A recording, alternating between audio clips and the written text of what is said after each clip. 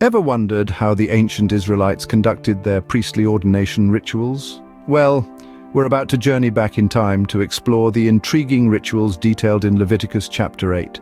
This chapter unfolds with God commanding Moses to gather the Israelites alongside Aaron and his sons. This was no ordinary gathering, it was a divine assembly, a pivotal moment in the spiritual life of the Israelites. Now, let's delve into the significance of certain elements used in the rituals. Take, for instance, the anointing oil, a symbol of sanctification used to consecrate Aaron and his sons for their priestly duties. Then we have the priestly garments, meticulously crafted and worn as a testament of their divine appointment. Let's not forget the bull for the sin offering, a crucial part of the ceremony that signified the cleansing and forgiveness of sins. So we see a highly ritualized process, marked by specific items and procedures, all orchestrated by Moses under God's command. But what does it all mean? What's the symbolism behind these rituals? Let's delve deeper into the rich tapestry of symbolism woven into Leviticus Chapter 8. The sacrificial animals are not merely beasts brought to the altar. They are potent symbols that carry specific meanings. The bull for the sin offering represents strength and virility. Its sacrifice is not just about atonement for sin, but also a stark reminder of humanity's fall from grace and the need for divine intervention.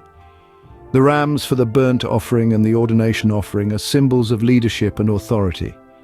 They echo the call to leadership that Aaron and his sons answered, a call to shepherd the Israelite community in their spiritual journey.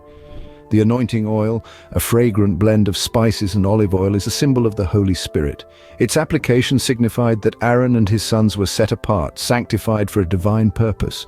The oil permeated their very being, just as the Spirit of God seeks to permeate our own lives. Then we have Moses, the mediator, the conduit between God and his people. His role is of utmost significance. He is the one who performs the rituals. He is the one who consecrates Aaron and his sons. Moses' actions underline the importance of divine guidance and obedience to God's commandments. Between verses 14 and 30, we see the meticulous rituals of the sin offering, the burnt offering, and the ordination offering. Each step, each action is not arbitrary. They are deliberate, laden with profound symbolism. The sin offering, the burnt offering, and the ordination offering represent atonement, total dedication, and consecration, respectively. They are vivid reminders of the Israelites' commitment to serve God, their willingness to atone for their sins, and their devotion to God's service. Each element in these rituals has profound meaning, reflecting the Israelites' relationship with God and their commitment to serving Him. As we move forward, we will continue to explore how these symbols and rituals have shaped and continue to shape our understanding of faith, service, and dedication. Having delved into the complex rituals and their symbolism, what are the key takeaways from Leviticus 8?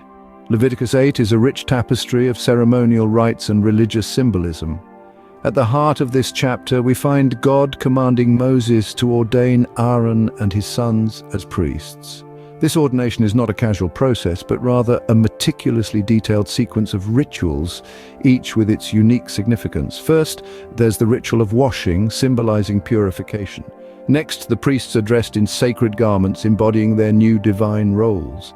Then there's the anointing of oil, signifying the Holy Spirit's empowerment. And finally, there are the offerings, the sin offering, the burnt offering, and the ordination offering, each underscoring a different aspect of atonement and dedication.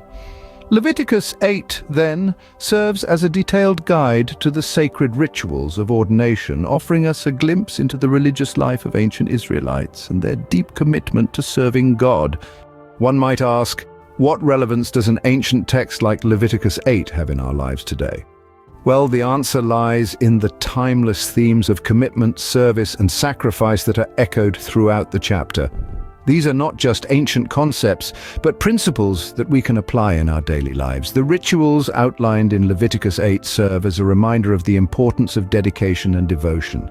They demonstrate the lengths to which individuals went to show their commitment to their faith.